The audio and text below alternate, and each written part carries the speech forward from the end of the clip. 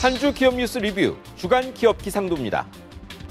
6분의 기적, 60여 년 월드컵 도전사에서 개별 경기 최대 이변 낳고도 탈락한 축구 소식에 기쁘면서 섭섭했던 한 주였습니다. 비실비실 한국 경제도 이런 한 방이 필요한데 정책 책임자들이 그렇지 못한 것 같죠. 첫 맑은 기업 포스코부터 시작합니다. 이전과는 전혀 다른 새 회장 뽑는 데 성공했습니다. 한국이 낳은 세계 최고 기업이지만 늘 정치바람 탔던 이 회사. 이번 회장 선임에도 느닷없는 인물부터 정치권 업은 후보들 넘쳐났지만 결과는 내부 출신이었습니다. 그것도 이전 회장들과 달리 지방대 출신 재무 전문가였습니다. 지난주 세계 최고 경쟁력 있는 철강사 9년 연속 선정 소식도 있었는데요.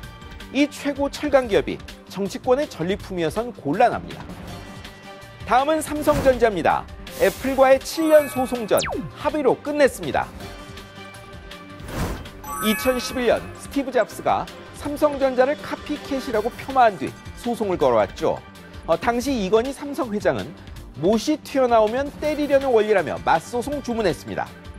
처음엔 10억 달러 되었던 소송액이 수차례 공방 끝에 절반으로 줄더니 갑자기 소취하 발표가 뒤이었습니다. 7년 전 두 회사는 타의 추종부라 했지만 지금은 중국, 스마트폰의 일반 상품화, 이 두 개의 위기에 직면해 있습니다. 소송 끝낸 게 서로 힘 뺄 때 아니란 판단 때문은 아닐까요? 이제 흐린 기업입니다. 경남, KB, 하나, 시티은행입니다. 대출금리 조작 드러나 아주 문매 맞고 있습니다. 거대 은행도 아닌 경남은행이 12,000건이었습니다. 이 정도면 은행이 제대로 굴러가는지 의심 안 할 수 없죠. KB, 하나, 시티도 각각 250여 건, 20건 정도였습니다. 감독당국 말로는 소득을 적은 것처럼, 있는 담보를 없는 것처럼 해서 고금리 챙겼다니 참 비열하죠. 다른 은행은 아직 공개 안 됐는데도 이 정도입니다. 은행들 이렇게 해서 돈 벌고 은행원들은 덤터기 씌워 실적 내 살림 좀 피셨나요? 정치권까지 벼르니 파장은 좀 클 것 같습니다. 다음은 한진그룹입니다. 지난 2달간 매주가 최악이었지만 지난주도 불미스러운 일 이어졌습니다. 주초엔 충돌 사고가 있었습니다. 지상 이동하던 아시아나 비행기가 대한항공기 쳐서 일부 파손됐는데 현장에선 대한항공기가 제자리에 주기하지 않아 사고 났단 말이 나오고 있습니다. 이 와중에 조양호 회장은 탈세 혐의로 소환됐습니다.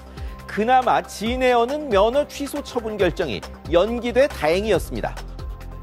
조 회장은 검찰 들어가며 다른 질문엔 연신 죄송하다더니 물러날 생각이냐는 질문엔 말이 없더군요. 그건 아마 10개 넘는 기관의 조사와 처분이 끝난 뒤 주주들이 결정하겠죠.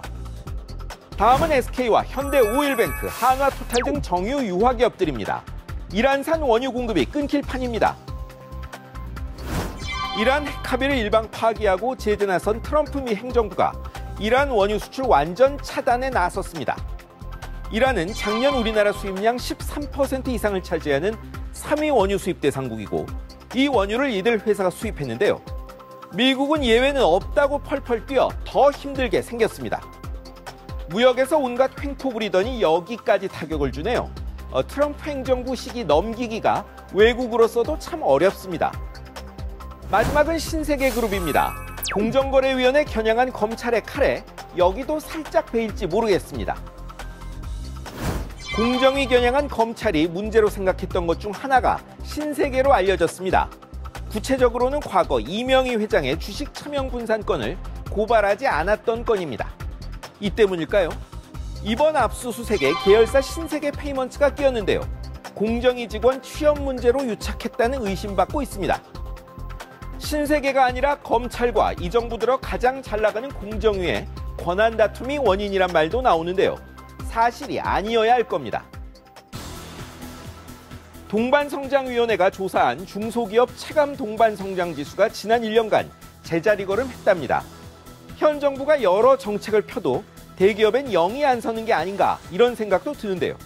정부 압력이 문제가 아니라 약자 쥐어짜기는 지속 가능한 경영이 아니란 걸 깨달아야 합니다.